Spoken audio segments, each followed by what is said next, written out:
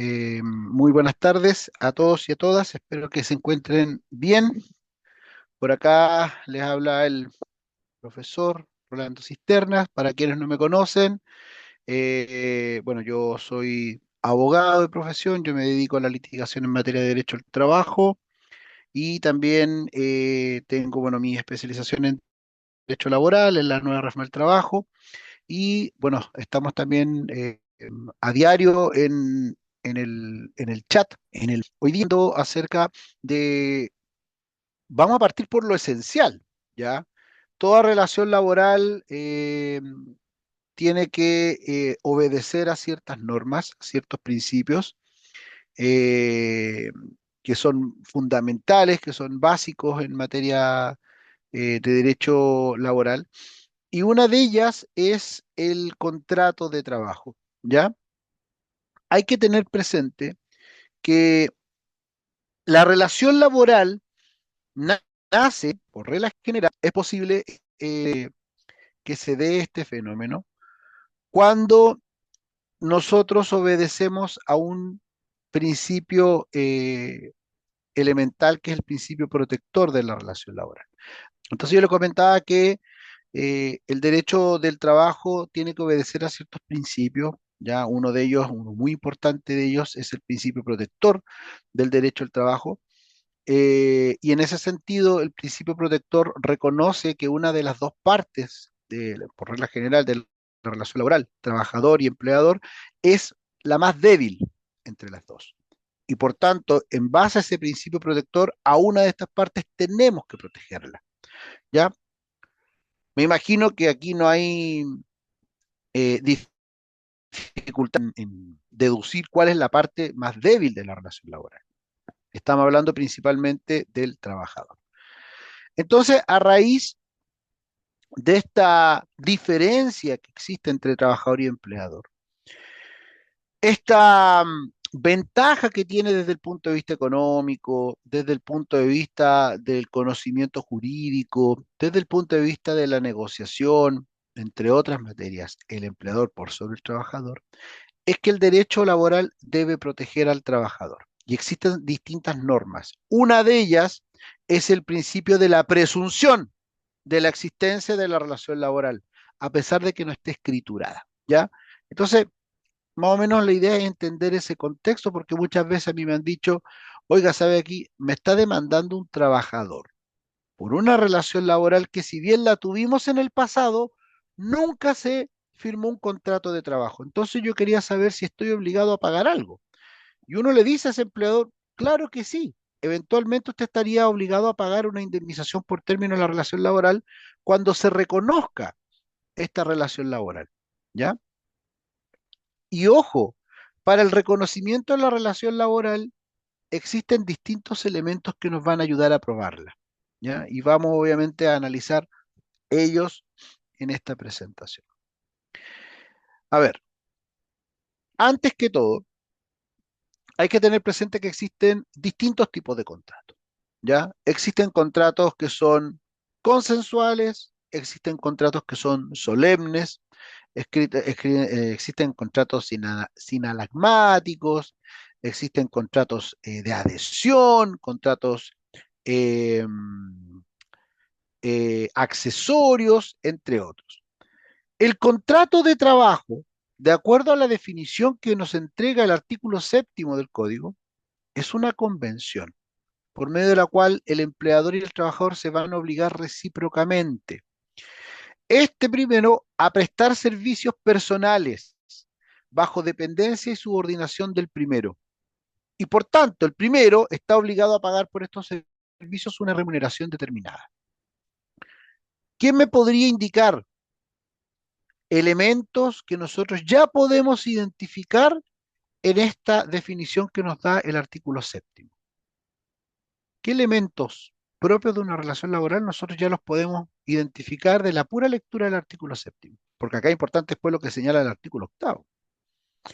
Nosotros ya estamos viendo en la sola definición del artículo séptimo que cuando nosotros tenemos una persona que está prestando servicios personales a favor de otro bajo un vínculo de dependencia y subordinación y dependencia, como ustedes quieran decirlo.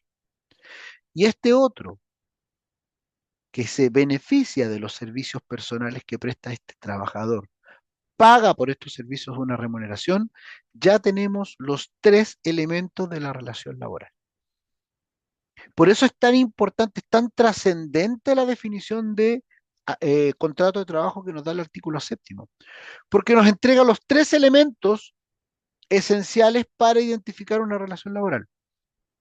Prestación de servicios personales, vínculo de subordinación y dependencia y remuneración. Con estos tres elementos acreditados, nosotros podemos entender que existe una relación laboral. Ahora, ¿están ustedes aquí, las personas con audio, con chat? La idea es también que podamos ahí tener una interacción. Se presume por el solo Ministerio de la Ley, es una presunción simplemente legal, hay que reclamarlo, o yo en este caso, siendo parte de una situación jurídica en donde presto servicios, en donde existe y reconozco un vínculo de subordinación y dependencia y me pagan por estos servicios una remuneración. Yo ya entiendo que la ley ha reconocido esa relación laboral o tengo que alegarlo. ¿Qué habría que hacer? ¿Contrato de trabajo existe o no existe? ¿Hay que reclamarlo? ¿No hay que reclamarlo? ¿Basta solamente que termine la relación laboral, por ejemplo, si duró 3 años para yo tener acceso a la indemnización por ir de servicio? ¿Qué creen ustedes como para que se entienda esto desde el punto de vista práctico? Me interesa conocer ahí sus opiniones. Porque yo por ahí estábamos, yo vi en el chat una persona que preguntaba eh, por un cliente, por un amigo, por un familiar, no recuerdo muy bien, si es que habiendo entrado a trabajar en el mes de septiembre, eh, con contrato de honorarios, boleteando, estuvo 2 meses en esa situación y después fue contratado, pero el contrato de trabajo duró menos de un año. Entonces preguntaban si esta persona tenía derecho a indemnización por años de servicio. Y ahí uno siempre tiene que ser cauto con la respuesta, ¿ya? Ahí uno tiene que decir, bueno, tenemos que distinguir, ¿ya? Porque son distintas situaciones jurídicas que nosotros tenemos que distinguir. Porque una de las respuestas que un miembro de nuestra comunidad le dio es de que, bueno, la relación laboral se entendía reconocida y por tanto ya sobrepasaba el año.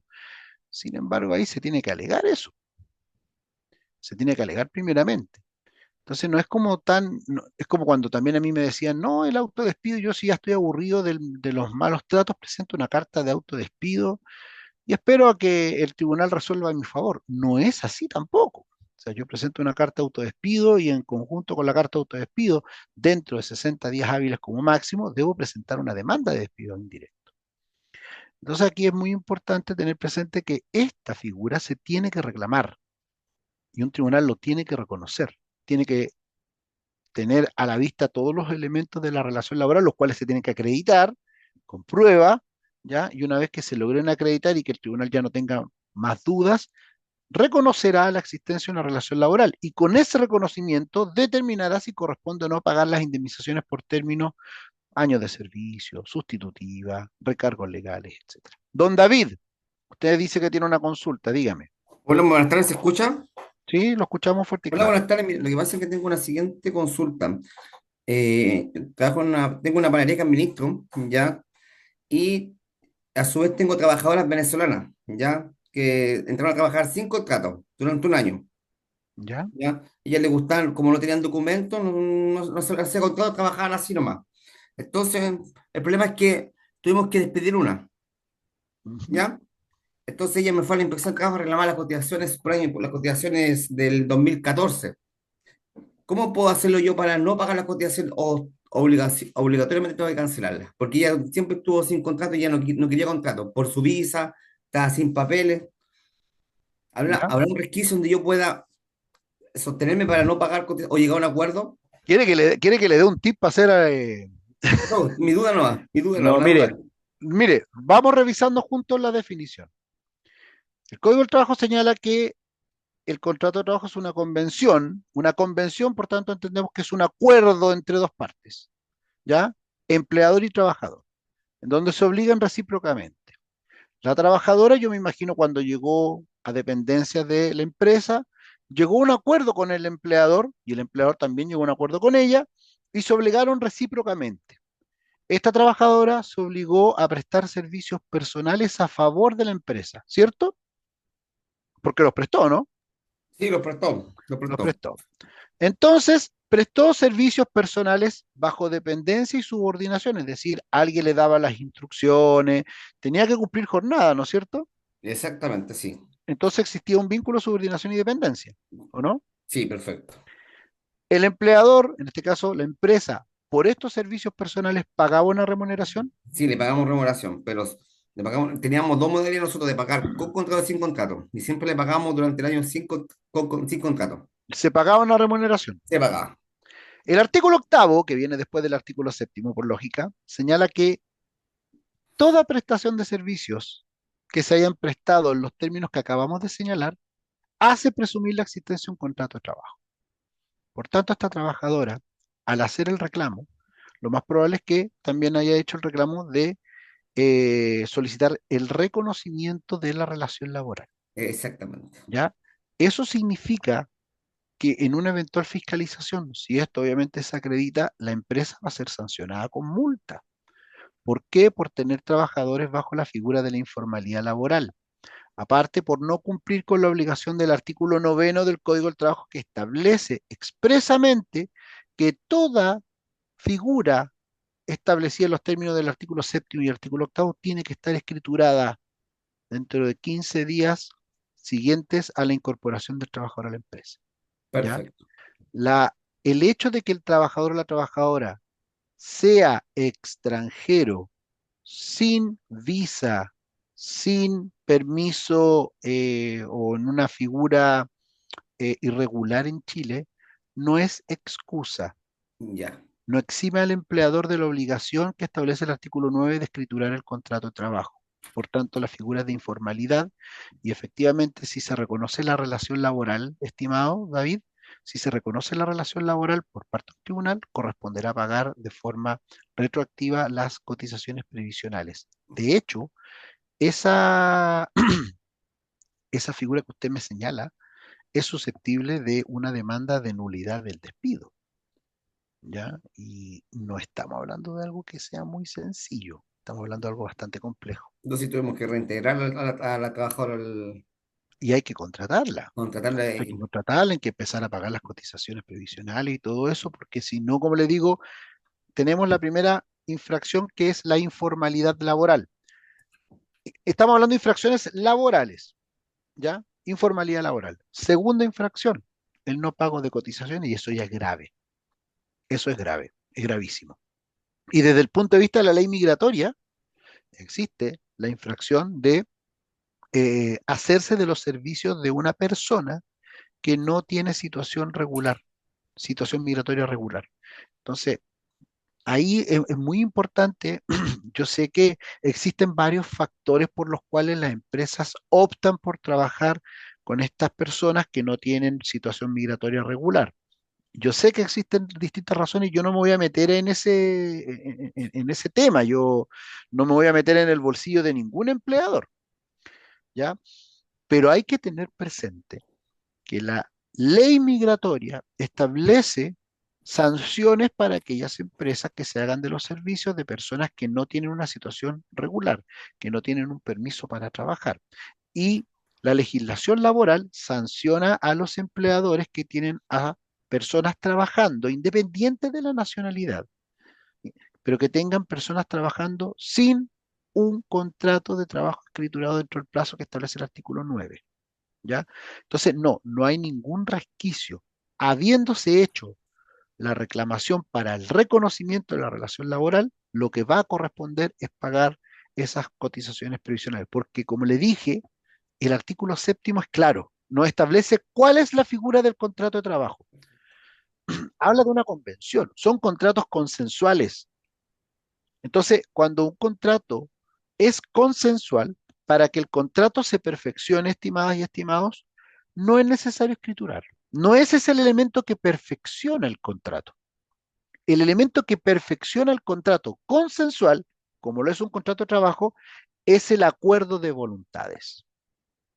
¿Ustedes habían escuchado hablar de contratos consensuales que no requieren ser escriturados para que tengan plena validez? Si no, les cuento que el contrato de trabajo es uno de ellos. Nosotros a diario celebramos compraventa, compraventa de bienes muebles o de bienes inmuebles. Hay algunos bienes muebles que en atención a su valor, a la calidad del bien, ya para poder ser adquiridos requieren ciertas formalidades.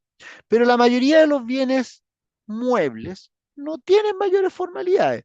Yo, por ejemplo, puedo publicar en Marketplace que vendo esta consola de videojuegos portátil. Hoy día yo en Marketplace no me arriesgo mucho en todo caso, pero ya, la vendo, no sé, en 50.000 pesos. Y una persona interesada me dice, yo estoy de acuerdo, te quiero comprar la consola de videojuegos. Y yo le digo, nos juntamos en el metro y celebramos una compraventa. Esa compraventa, al recaer sobre un bien mueble común y corriente, no requiere mayor formalidad que el acuerdo de voluntades. ¿En qué hay acuerdo? En la cosa que estoy vendiendo, en la cosa que va a adquirir el comprador, en el precio que uno pide y en el precio que va a pagar el otro. El contrato de compraventa de bienes muebles simples se perfecciona de esa forma. No necesito hacer un contrato. Oye, pero tú eres abogado, haz un contrato.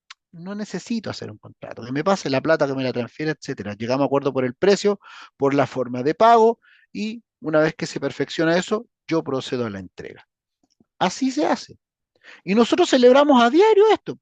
Cuando vamos al negocio y compramos el kilo de pan, cuando compramos una bebida, ¿ya? Nosotros estamos celebrando compraventas, contratos consensuales. Ahora, si lo que yo voy a adquirir es una casa, que es un bien inmueble, ahí la ley me dice expresamente que existen formalidades, que para que se perfeccione ese contrato tengo que escriturarlo. Si yo voy a celebrar otro contrato solemne, como por ejemplo es el matrimonio, para aquellos que hayan ya dado ese paso, sabrán que cuando celebraron su matrimonio, lo tuvieron que hacer con una solemnidad, que es llevarlo a cabo ante un oficial del registro civil y con la presencia de testigos. Porque si no lo hicieron de esa manera, ese contrato de matrimonio no es válido. Y el matrimonio, para ojos de la ley, no se ha celebrado. ¿Ya? Por eso que si yo celebro un matrimonio religioso, después tengo un plazo para poder validar en el registro civil para que ese contrato produzca efectos legales, porque si no tiene un valor simbólico nomás o espiritual, pero para los ojos de la ley no tiene valor. Lo mismo pasa con una compraventa. Yo puedo entregarle las llaves a la persona que me compra el departamento, ¿ya? Pero si yo no hago la formalidad de celebrarlo por escritura pública e inscribir ese título en el conservador de bienes raíces, no se produce la tradición que es la entrega. En cambio, el contrato de trabajo no requiere todas estas formalidades que yo le estoy contando. Artículo séptimo del Código del Trabajo ya nos dice cuáles son las formalidades. Acuerdo entre dos partes, empleador y trabajador, en donde se obliga recíprocamente, uno a prestar servicios personales bajo dependencia y subordinación del primero y el otro a pagar por estos servicios una remuneración. Punto. Eso es todo. Eso es todo. Si yo llevo 15 años trabajando, como ocurre, por ejemplo, en el campo hay gente que presta servicio hace muchos años y nunca han firmado nada, pero se presume que existe un contrato de trabajo. El punto es que, ¿a quién favorecería más la existencia de un contrato por escrito? ¿A quién creen ustedes que favorecería más? Y aquí a mí me importa que entiendan esto porque esto es lógica. ¿Ah? Cuando yo tengo una empresa que tiene la práctica de no escriturar contratos, yo digo, pero pregúntese usted, ¿a quién le beneficia más o a quién no le beneficia? ¿A quién le beneficia que exista un registro de contratos de trabajo? ¿Quién sale más beneficiado? Porque yo puedo prestar servicios para una persona. Esa persona nunca celebró un contrato de trabajo conmigo. Pero yo sé que el artículo octavo indica que toda prestación de servicio, en los términos que señala el artículo séptimo, hace presumir la existencia de un contrato de trabajo. Entonces yo podría llegar a un tribunal, golpear la puerta y decir, ¿sabe qué? Yo presto servicios para don David Salazar.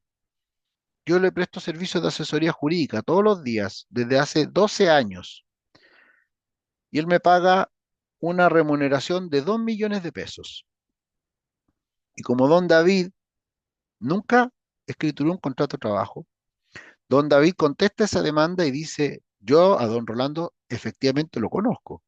Él me ha prestado servicio un par de veces de asesoría, unas 4 veces en los últimos 2 años. Por tanto, yo no reconozco esa relación laboral. Sin embargo, aquí la carga probatoria es para el empleador. El empleador tendrá que probar que lo que dice el trabajador no es efectivo. Y si no logra probarlo, entonces el tribunal tendrá por acreditado lo que está demandando el trabajador. Y se ha visto que en relaciones laborales que en la práctica son muy distintas a lo que demanda el trabajador cuando se da esta figura de la no escrituración, el tribunal le da, en este caso, el beneficio de la duda a favor del trabajador. Bueno, si usted dice que ganaba 2 millones de pesos y el caballero, el dueño de la empresa, no logró refutarlo, entonces nosotros entendemos que usted ganaba 2 millones de pesos. Y como usted dice que trabajó 10 años con el caballero y el caballero, el empleador demandado, no tiene cómo acreditar lo contrario, entonces para nosotros como tribunal se encuentra acreditado que usted lleva 10 años trabajando. Por tanto, si usted indica que su empleador lo despidió verbalmente y no le pagó ninguna indemnización por año, por término de servicio, entonces nosotros vamos a condenar a la empresa a pagar esa indemnización. ¿Ya? Eso es súper importante, porque en el ejemplo que yo le estoy dando, ¿a quién está favoreciendo o está desfavoreciendo la inexistencia de un contrato por escrito? Es al empleador.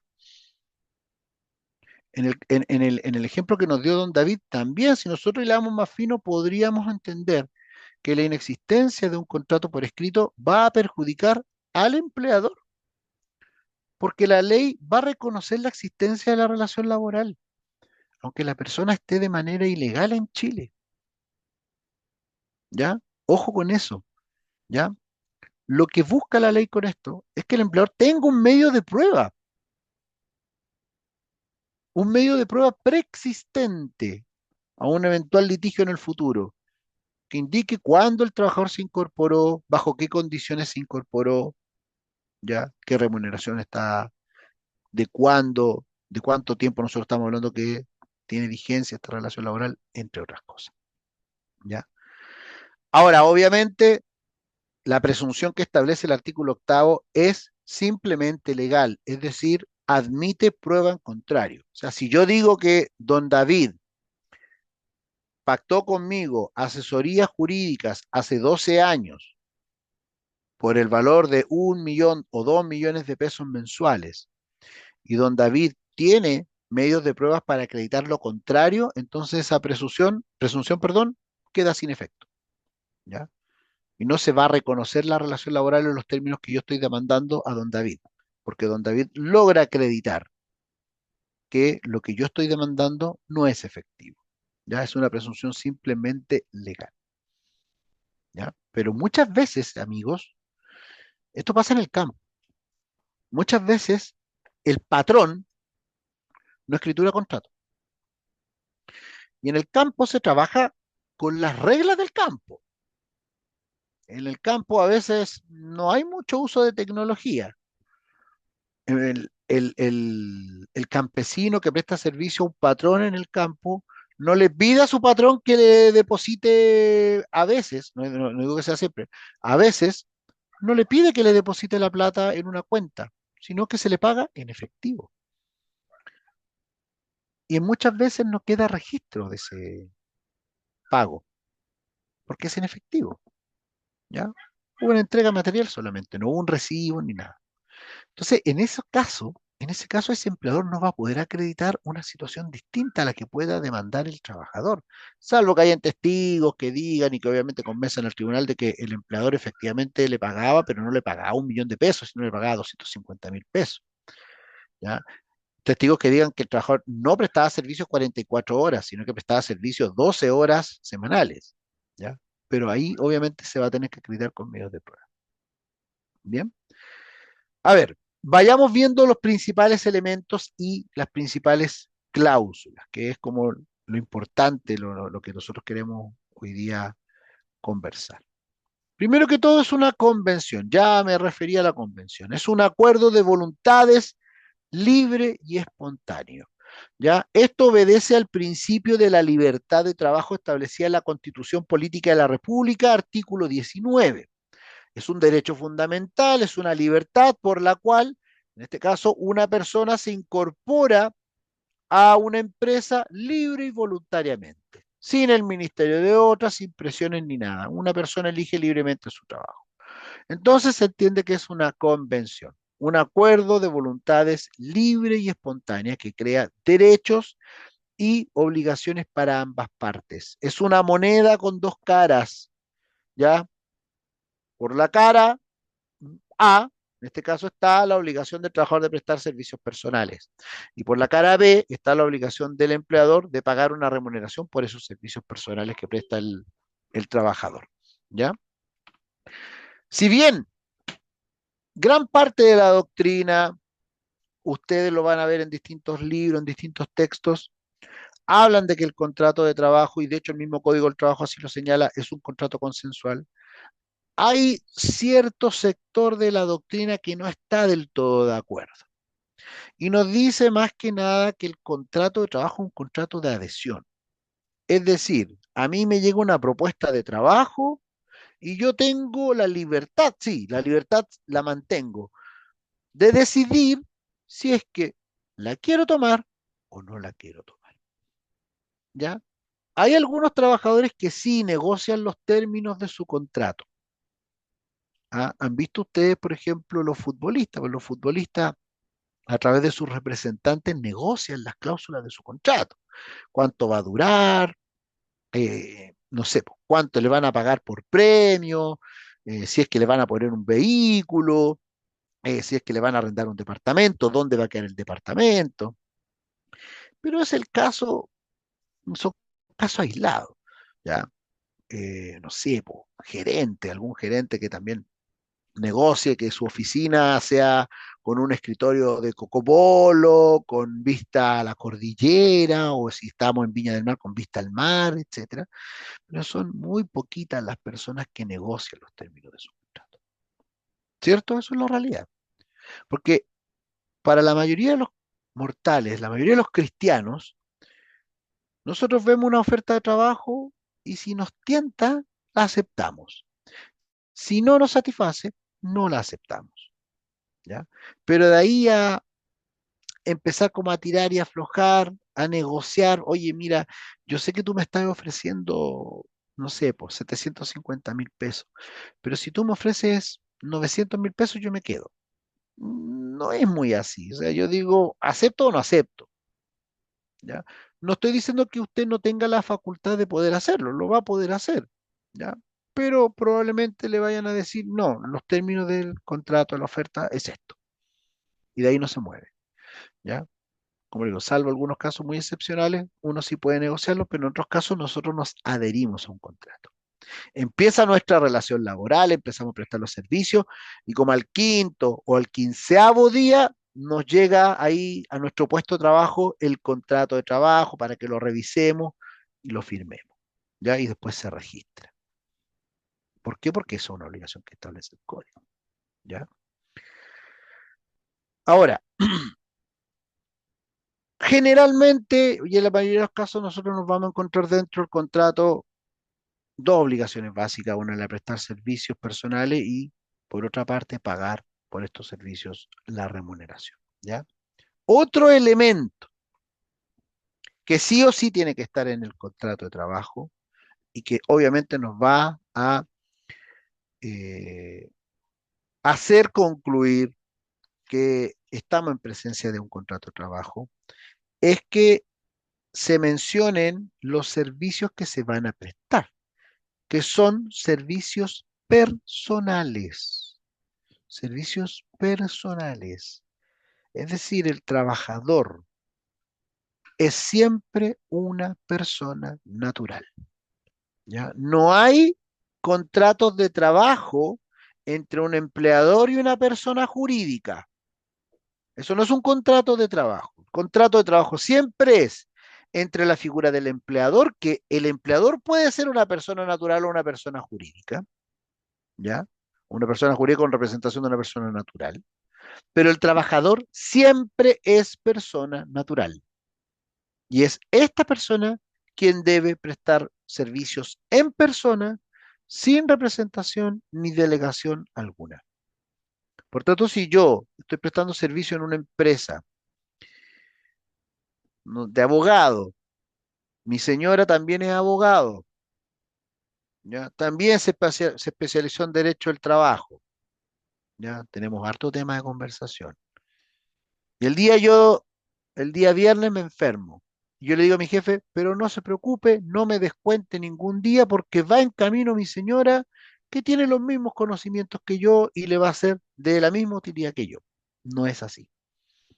No es así. Eso no es facultad del trabajador mandar a un reemplazante. Será el empleador dependiendo de su necesidad si es que lo va a tener que contratar. Y para eso va a analizar distintos factores, po, duración de la licencia, necesidades de cubrir inmediatamente el puesto o cargo que queda vacante producto de una licencia, un ausentismo, etcétera. Ya, pero el trabajador no tiene la facultad de decir, le voy a mandar a mi mejor amigo, que él es experto, al igual que yo, en la construcción de este tipo de puentes. No, no es así, porque cuando el empleador celebra un contrato de trabajo con nosotros, celebra un contrato para que nosotros prestemos sus servicios en persona, ¿ya? Sin representación ni delegación alguna. Otro elemento clave. De estos elementos que estamos analizando, hay tres que sí o sí nos van a hacer entender de que estamos en presencia de una relación laboral. Pero el otro elemento es la subordinación y dependencia del empleador, ¿ya? Eh, en este sentido, la subordinación, ¿en qué se traduce? Se traduce básicamente en la obediencia, en el respeto que el trabajador le debe al empleador, ¿ya? Y la dependencia se traduce en la relación recíproca que tiene el trabajador y el empleador. En ese sentido, el empleador depende de la producción de su trabajador para que su empresa funcione. Y en cambio, el trabajador depende económicamente del empleador, ¿para qué? Para recibir su remuneración. ¿Ya? Entonces ahí más o menos se va entendiendo. Por eso cuando nosotros nos encontramos con figuras como por ejemplo las vías de hecho, como por ejemplo la conducta inmoral, o como por ejemplo las injurias y calumnias que infiere el trabajador en contra de su empleador, nos encontramos con una figura que sanciona al trabajador con el despido sin derecho a indemnización. Cuando viene, por ejemplo, el trabajador y le dice a su jefe asesino, violador, inmoral, degenerado o cualquier otra figura que se pueda entender como una injuria o una calumnia, el empleador está facultado para terminar la relación laboral sin pagar indemnización por años de servicio. ¿Por qué? Porque sanciona al empleador a faltar a esta subordinación. Usted se está insubordinando, ¿ah? Ahí el trabajador falta a un elemento clave de la relación laboral que es la subordinación. Le falta el respeto a su empleador, gravemente, por supuesto. Por otra parte, otro elemento es la remuneración. Y cuando hablamos de remuneración, hablamos de la profesionalidad de los servicios que se prestan, ¿ya? Cuando hablamos de servicios que tienen esta característica de ser profesionales, se entiende desde el punto de vista que son remunerados. Porque yo puedo ir a la empresa de un amigo que me dice, Rolando, pucha, ¿sabes qué? ¿Por qué no le hacía una asesoría a los chiquillos ahí, un webinar, un conversatorio aquí en la sala de reuniones? Yo tengo una oficina de contadores. Y yo le digo, ya, compadre, no hay ningún problema. Y me dice mi amigo, ¿cuánto te tengo que pagar? Y yo le digo, no, no te preocupes. Esto es un favor, como amigo, que soy tuyo. Yo soy tu amigo, no te voy a cobrar, esto es un favor que te estoy haciendo. Ahí no estamos hablando de un servicio profesional, porque no va a quedar con la figura de la remuneración, ¿ya? Entonces, cuando nosotros escuchamos a ciertos trabajadores quejarse del empleador, de que los explota, de que están aburridos, que les llamen la atención, y yo lo he escuchado varias veces porque ha sido parte de las demandas, y yo escucho al trabajador decir, ¿y qué tanto se queja este empleador de nuestra productividad si nosotros le estamos haciendo un favor? Y ahí uno le dice al trabajador, caballero, usted no le está haciendo un favor a nadie. Usted está prestando servicios profesionales por los cuales se les paga una remuneración. No es un favor. Si fuese un favor, usted no tendría derecho a cobrar una remuneración. Por eso se habla de la profesionalidad de los servicios. Es por esto que el empleador debe retribuir económicamente al trabajador. Lo debe hacer. Por eso cuando salía este muchacho, Carol Lucero, Carol Dance, como le decía, lo conocen también, diciendo de que él pagaba con experiencia, con la posibilidad de trabajar con una figura de renombre en la televisión. No, estaba faltando ahí a lo que establecen estos principios y gravemente se estaba aprovechando. Y acá estos muchachos por contraprestación no veían esto como un favor, sino que lo veían como un trabajo, el cual tenía que ser remunerado. Y otro elemento que se traduce también en las cláusulas es el de la continuidad de los servicios, ¿ya? Esto va unido con esa característica de que el contrato de trabajo es un contrato de tracto sucesivo. Cuando escuchamos hablar de los contratos de tracto sucesivo, nos estamos refiriendo a sus efectos, los cuales se van cumpliendo a través del tiempo, ¿ya? La relación laboral que regula no se agota en un solo instante, sino que se va prolongando por un tiempo más o menos extenso, prolongado, ¿ya? Y acuérdense que los contratos de trabajo tienen que indicar la duración del contrato, ¿ya? Tienen que determinar cuál es la duración del contrato. En ese sentido, ¿cómo se podría expresar aquello? Porque aquí siempre me cuestionan esto. Cuando yo les digo que el contrato de trabajo tiene que establecer la duración. ¿Es tan así o no es tan así? ¿Qué creen ustedes? ¿Debe expresar el contrato de trabajo la duración, sí o no? ¿Qué pasa si nosotros no sabemos cuándo va a terminar el contrato?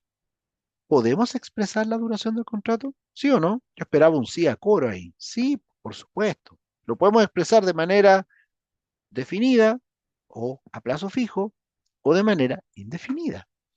¿Ya? Si bien no sabemos cuándo, pero le expresamos en este caso una duración indefinida en términos genéricos.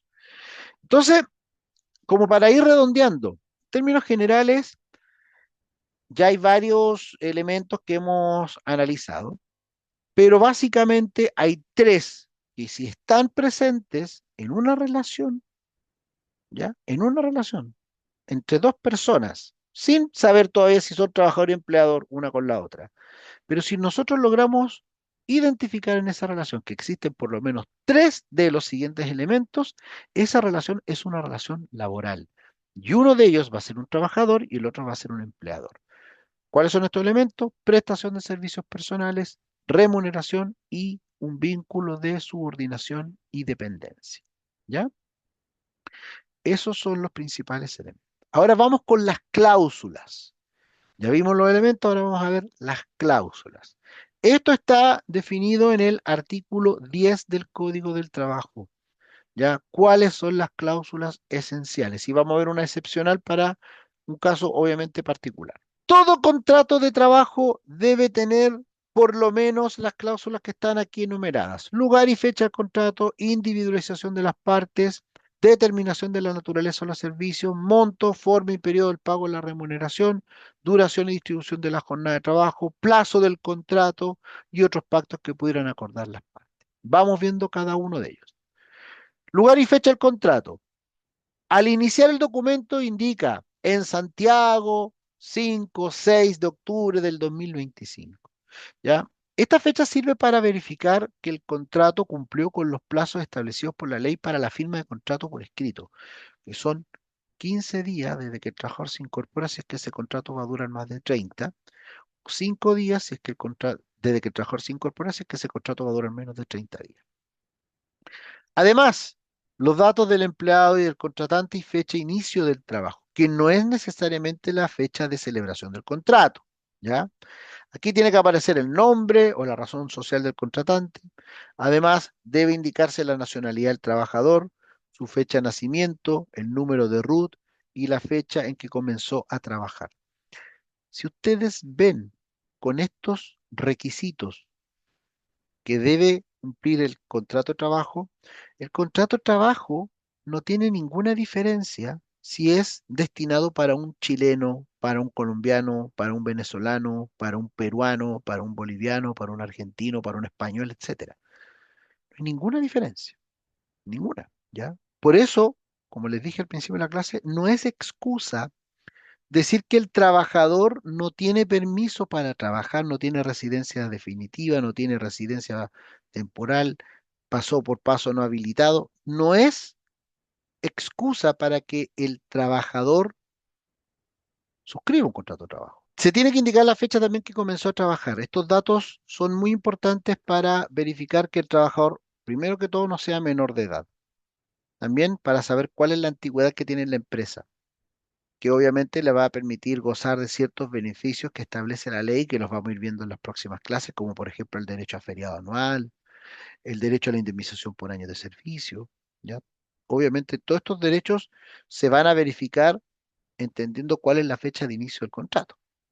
Además, la nacionalidad sí es importante que se indique, porque la ley señala que un mínimo de un 85% de los trabajadores de una empresa tienen que ser chilenos y no más del 15% podrán ser extranjeros, ¿ya? Por eso también es importante. También, dentro de las cláusulas mínimas de un contrato de trabajo, se tienen que establecer las funciones y responsabilidades que va a tener el trabajador en la empresa, ¿ya? Acá se enuncian las funciones y los servicios que va a prestar el contratante. Acá no es necesario que se describa el detalle, ¿ya? Pero sí un enunciado claro acerca de las tareas y funciones que va a llevar a cabo el trabajador. ¿Por qué? Porque una de las figuras más típicas de negativa del trabajador a prestar servicios es indicar que le están ordenando realizar funciones que no están establecidas en su contrato. Pero ojo con esto, acá yo les digo que no es necesario hacer una descripción al detalles, pero sí enunciar en forma clara las tareas y funciones que va a llevar a cabo. Porque el detalle de las funciones que va a realizar o las responsabilidades que tiene el trabajador se van a indicar por regla general en el reglamento interno, en la descripción de cargos. Ahí nosotros nos vamos a encontrar ya con un detalle. Pero si nosotros nos queremos ir al detalle en el contrato de trabajo, vamos a estar haciendo un contrato que es demasiado extenso. Entonces, por temas prácticos, esto se hace en el reglamento interno. Además, la remuneración, o sea, un contrato de trabajo que nos indica cuánto es lo que va a ganar el trabajador, no es un contrato de trabajo, no lo es. O sea, si falta uno de estas cláusulas, no estamos en presencia de un contrato de trabajo, un contrato es otra cosa, pero no es un contrato de trabajo. ¿Ya? Tiene que tener estos elementos. El contrato debe establecer el monto a cobrar o el salario, la remuneración. Además, tiene que indicar la forma en que va a ser pagado el servicio y los periodos de pago de la remuneración. Este monto, como ustedes ya bien sabrán, en el caso de una jornada ordinaria, ¿ya?, de 44 horas o menos, si se ha pactado de esa manera con el empleador, no puede ser inferior al ingreso mínimo remuneracional que ha establecido la ley y no puede pasar más de un mes en los periodos de pago. ¿Yo puedo pactar con un trabajador que el pago se lo voy a hacer cada 6 meses? No se puede pactar. Es una cláusula inválida o ilegal, ¿ya? Se tienen que pactar o pagos semanales o pagos quincenales o máximo pagos mensuales. Más de ese periodo no es legal, no es legal, ¿ya? Además, debe establecer el plazo del contrato y la duración de la jornada de trabajo. Si esto no está en el contrato, no estamos en presencia de un contrato de trabajo. Es cualquier otro contrato, pero no un contrato de trabajo. Si usted va con este contrato de trabajo que carece de la remuneración o del plazo del contrato o de la duración de la jornada a registrarlo a la dirección de trabajo, no se lo van a registrar. No se lo van a registrar porque faltan elementos mínimos, cláusulas básicas. El plazo del contrato podrá ser a plazo fijo cuando existe una fecha de inicio y una fecha de finalización del trabajo. Podrá ser también por obra o por faena, cuya duración va a depender de lo que tarde el trabajador en realizar las tareas asignadas para las cuales fue contratado, o también podrá ser de duración indefinida, ¿cierto? Por otra parte, el contrato tiene que indicar cuál es el horario de trabajo que va a cumplir el trabajador, el cual no puede exceder de las horas diarias y semanales que estipula actualmente la ley. Hoy día ya está el 26 de abril del 2026, 44 horas como máximo, a partir del 26 de abril del próximo año, 42 horas. Bien, además tiene que hacer mención del descanso para la colación, que tiene que ser de 30 minutos o más. Bien. Si el trabajo es por turno, se va a disponer en la normativa interna, en el reglamento interno de orden, higiene y seguridad, ahí se van a expresar cuáles son los turnos. Turno A va a ser de esta hora hasta esta hora, con una colación de tantos minutos. Turno B, turno A día, turno A noche, turno B día, turno B, todos esos turnos y la descripción o el detalle, nosotros los vamos a encontrar ya en el reglamento interno. ¿Ya? Otros acuerdos que se pueden colocar, varios, pueden ir varios acuerdos. Aquí todos los acuerdos extra a los que puede llegar el trabajador con el empleador, como por ejemplo si van a haber jornadas de trabajo desde casa, teletrabajo, o si se va a establecer alguna bonificación especial por alcanzar metas de venta, u otros que se pueden señalar por escrito, podrán ir como otros acuerdos u otros pactos. Estas cláusulas mínimas básicas que debe contener un contrato de trabajo, tanto los derechos del trabajador como también los deberes que él tiene para con el empleador, deben estar bien expresados, bien claritos, claritos, y siempre respetando la ley laboral vigente. Cualquier cláusula que no se exprese con estos requisitos, para todos los efectos legales, se considera como no escriturada.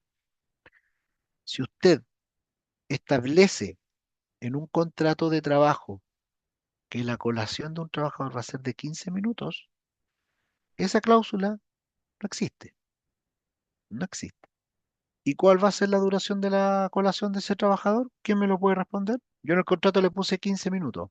La ley me dice esas cláusulas que no están conforme a lo que dicta la ley, se entienden para todos los efectos legales como inexistentes, como que no valen, no existen.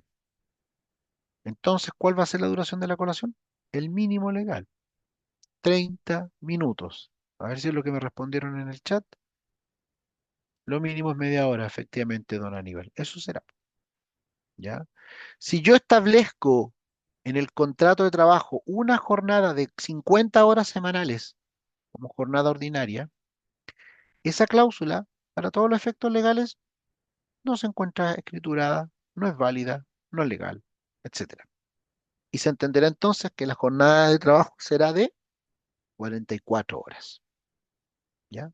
Si no lo dice bien, entonces nosotros se lo ajustamos a lo que establece como tope la ley. Obviamente eso acarrea multas por obviamente escriturar cláusulas que no corresponden. Recuerden que el contrato de trabajo es consensual. Su perfeccionamiento solo se produce o solo requiere para su perfeccionamiento el acuerdo de las partes, en donde una se obliga a prestar servicios a la otra en las condiciones que señala la ley laboral, y que se trate de servicios personales, subordinados y remunerados. ¿Ya? Entonces, para entender esta idea, hay que tener presente que el contrato de trabajo se va a entender que existe desde el momento exacto en que las partes llegan a acuerdo sobre los elementos que se han señalado, ¿ya? Sin que sea necesario otro requisito como es la escrituración, ¿ya? Así lo señala el artículo 9 del Código del Trabajo al indicar que el contrato de trabajo es consensual, ¿ya? No requiere para su perfeccionamiento, por perfección, etcétera, solemnidades o formalidades alguna. Ahora, lo que sí existe una obligación para el empleador, ¿ya? Muy importante tener presente que la ley exige que una vez que se celebra el contrato, este sea escriturado dentro del plazo que señala el artículo 9 del Código del Trabajo, que ya le había dicho que el plazo es de 15 días desde que se incorpora el trabajador o de 5 días si se trata de contratos por obra que duren menos de 30 días. Ya, si el contrato va a durar más de 30 días, ahí el empleador tiene un plazo de 15 días hábiles desde que se incorpora el trabajador a las faenas para escriturar el contrato. Y esto yo se lo dije al principio.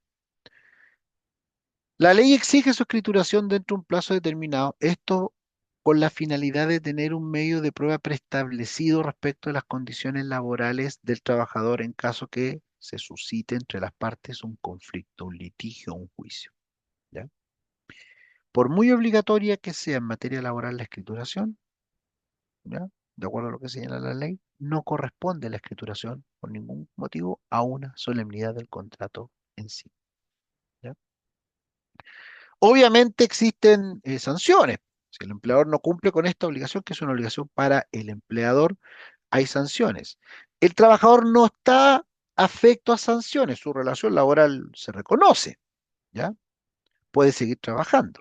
Pero existen multas, por ejemplo, la inspección del trabajo en estos casos de informalidad laboral puede establecer multas que van de 1 a 5 unidades tributarias mensuales. Pero más grave sería en el evento de que el trabajador demandara al empleador por informalidad laboral, alegando la existencia de ciertas condiciones que no están siendo reconocidas. Más severo sería para el empleador que se presumiera a favor del trabajador todo este sentido que él alega en su demanda, como sanción a la no escrituración. ¿Ya? Entonces, súper importante que se tenga presente que el escriturar el contrato básicamente beneficia al empleador. Tiene un medio de prueba preexistente frente a cualquier situación que en el futuro pudiera alegar el trabajador. ¿Ya? Ahora, ya para ir cerrando, puede darse el caso que el trabajador se niegue injustificadamente a firmar. No sé si a usted le ha pasado esto en alguna oportunidad. ¿Ya? Esto se ha dado, y como se ha dado, y es muy usual que ocurra, hay ciertas medidas que se tienen que adoptar en ese sentido. Habiendo sido llamado un trabajador a firmar su contrato y éste se niegue sin una justa razón, el empleador tendrá que recurrir a la inspección del trabajo a fin de que por medio de ella se le requiera al trabajador la firma. Sin embargo, si el trabajador continúa en una actitud de negativa, éste podría ser despedido sin derecho a indemnización alguna, salvo que el trabajador pruebe que fue contratado en condiciones distintas. ¿Ya? Es decir, el trabajador se niega injustificadamente a firmar su contrato. El empleador le pide que por favor lo firme y el trabajador se sigue negando. En ese caso, el empleador tiene que ir a la inspección del trabajo y va a ser la inspección del trabajo quien va a solicitar al trabajador que firme el contrato de trabajo que ya está a disposición dentro del plazo legal. Pero si el trabajador sigue en negativa y no da una justificación válida para no firmar el contrato, entonces podría quedar habilitado el empleador para terminar ese contrato sin derecho a indemnización alguna, inmediatamente. Ya es una causal especial de término de contrato. ¿Qué situación podría darse como para que el trabajador se negara a firmar el contrato, pero que sí se entienda como una justificación válida? Por ejemplo, que a él le hayan ofrecido en la oferta una remuneración de 1 millón de pesos, pero en el contrato escriturado dice 500.000 pesos.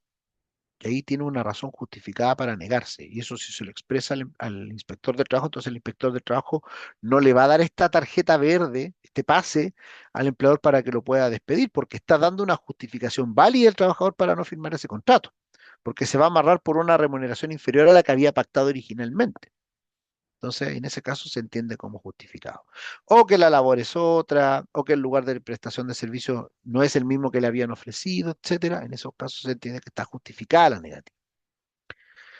Ahora, el contrato de trabajo se puede modificar. Por regla general, cuando existe acuerdo previo entre el trabajador y el empleador y se suscribe un anexo de contrato. Si no hay acuerdo, no se puede, por regla general, modificar el contrato de trabajo, ¿ya? Salvo estos casos que establece el artículo 12 con el jus variandi, que obviamente ahí requiere que se cumplan ciertos requisitos, que se trate, por ejemplo, las funciones que nosotros vamos a querer modificarle al trabajador sean de similar naturaleza, que se presten dentro de un nuevo recinto o que el nuevo recinto quede dentro de la misma ciudad o del mismo lugar, ¿ya? Y lo más importante es que no se produzca un menoscabo para el trabajador, ¿ya? Muchas veces estos tres requisitos no se pueden cumplir en forma copulativa. Y al no poder cumplirse en forma copulativa, entonces el empleador no está habilitado para poder hacer una modificación unilateral del contrato de trabajo. ¿Y qué va a requerir? Que el trabajador manifieste su voluntad de hacer la variación y suscriba un anexo al contrato. Si no, no. Pero la otra figura es la cláusula tácita, o lo que ustedes también conocen como derechos adquiridos. Y las cláusulas tácitas son aquellas que no constan por escrito. Pero hay que tener presente un principio que opera en materia de derecho al trabajo, que es el principio de primacía de la realidad de los hechos. ¿Ya? Una relación laboral expresada a través de un contrato de trabajo escriturado no solamente queda enmarcada dentro de las estipulaciones que el contrato mismo indica, sino que también se deben entender como incorporadas aquellas cláusulas que vienen de la reiteración de un pago, de la omisión de determinados beneficios, de prácticas relativas a funciones, jornadas, etcétera. Si yo, por ejemplo, tengo dos turnos, turno A y turno B. Turno A contempla de lunes a viernes, turno B de lunes a sábado. Pero yo llevo 15 años en la empresa y en esos 15 años solamente he trabajado en turno A.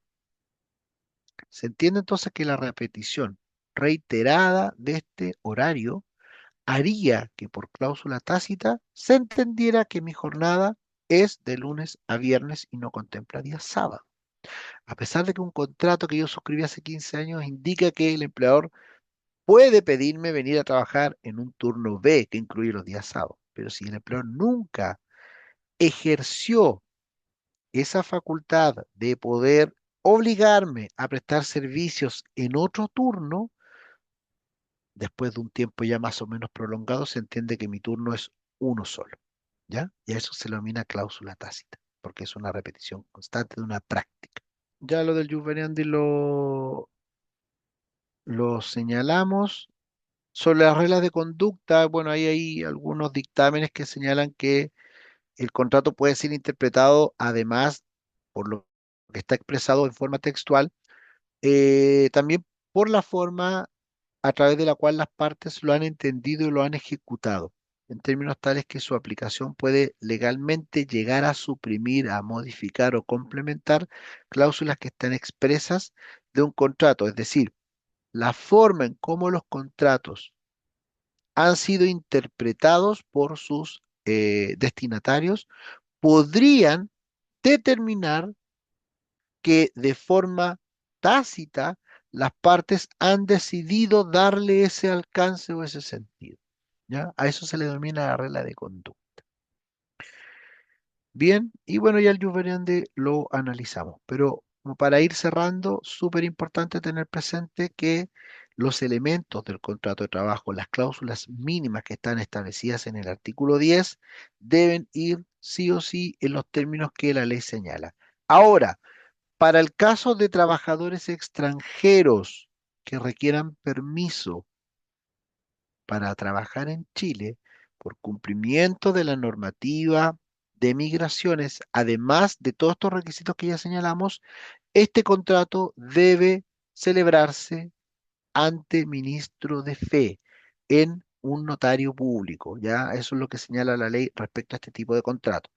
Respecto de las otras personas, por ejemplo, chilenos o personas que tienen permanencia definitiva en Chile, residencia definitiva en Chile, no se debe cumplir este requisito, solamente respecto a aquellas personas que no tuvieran permiso para trabajar en Chile o que no tuvieran ninguna residencia, ninguna visa válida para prestar servicio o para estar en el país, ¿ya?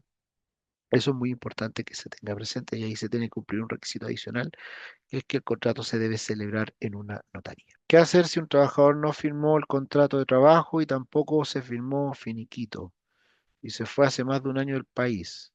Bueno, si no se firmó contrato de trabajo y no se aplicó el apercibimiento que yo le señalé anteriormente de solicitar al inspector del trabajo que cite al trabajador a firmar el documento y ver si es que el trabajador tenía alguna justificación por la cual se estaba negando, si no se hizo eso y por tanto no se pudo registrar ese contrato de trabajo y el trabajador fue finiquitado, ya ese contrato no se puede registrar. Se tiene que dejar constancia del hecho solamente en ese caso.